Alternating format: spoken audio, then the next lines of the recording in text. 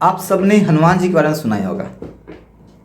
हनुमान जी का जो बचपन, जैसे सारे बच्चों का बचपन गुजरता है, बच्चे काफ़ी नटखट होते हैं, हनुमान जी भी बिल्कुल वैसे ही थे। उनका ही बचपन काफ़ी मज़े में गुजर रहा था, वो भी काफ़ी नटखट थे। चूँकि वो पवन पुत्र थे, उनके अंदर पवन की वेग थी। वो बहुत तेज़ी से कहीं जा सकते थे और तेज़ी से कहीं से आ सकते थे। ये उनके अंदर ताकत थी। एक बार की बात है, जब उन्हें भूख लगी, उन्हें ज़ोर से भूख लगी, वे घर में गए मम्मी के पास। उन्होंने कहा, खाने के लिए मांगा, तो देखा क्या माँ जो है किसी दूसरे काम में व्यस्त थी, तो माँ ने उन्हें कहा थोड़ा रुकने के लिए। अब चूंकि ये तो थे बच्चे, काफ़ी शरारती बच्चे थे, अब ये बाहर की ओर देखने लगे थोड़ा, तो इन्हें दूर आसमान में एक फल दिखाई दिया। चूंकि वह फल क्या था? सूरज था।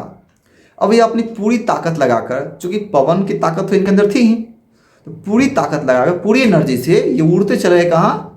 सूरज को निगलने के लिए, सूरज को खाने के लिए। अब पहुंच गए और सूरज को इन्होंने खा भी लिया। अब जैसे ही सूरज को इसने खा लिया, चारों तरफ अंधेरा छाने लगा। अब सारे देवता घबराने लगे, सारे पशु पक्षी परेशान हो गए कि ये क्या हो गया, दिन में ही रात कैसे हो गई। सब लोग परेशान हो गए। तभी वहाँ पे इंद्र भगवान आए। उन्होंने कहा कि ये क्या कियो बालक, जल्दी से सूरज को बाहर निकालो। अब चूंकि वो बच्चे थे, नहीं बात माने, थोड़े जिद्दी बच्चे थे। अब वे इंद्र भगवान को ही परेशान करने लगे। अब चूंकि नटखट तो थे ही, इंद्र भगवान को उन्होंने चिढ़ाना शुरू कर दिया। अब इंद्र भगवान को गुस्सा आ गया।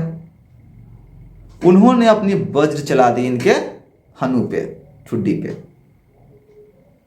अब जैसे ही इनको वज्र लगा, वज्र का प्रहार इन पे हुआ, ये गिर गए नीचे, और नीचे गिर गए और सूरज इनके मुंह से निकल गया बाहर।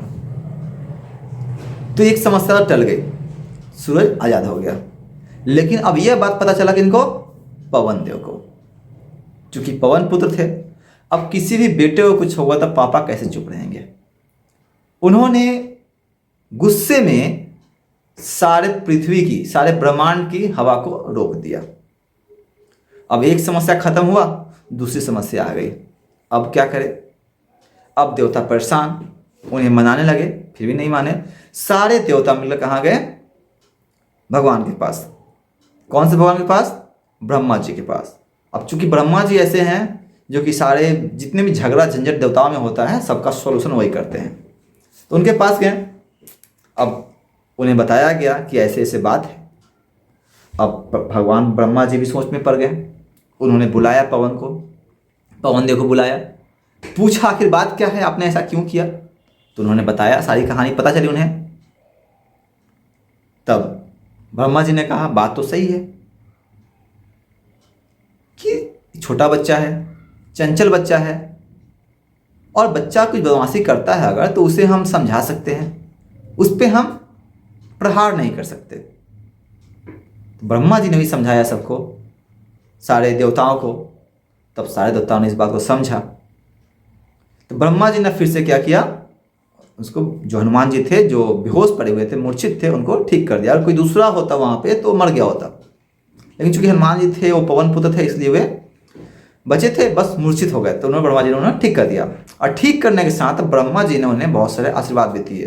अब ब्रह्मा ने आशीर्वाद दे दिया उनको, अमर रहने का आशीर्वाद, चिरंजीवी होने का आशीर्वाद दे दिया।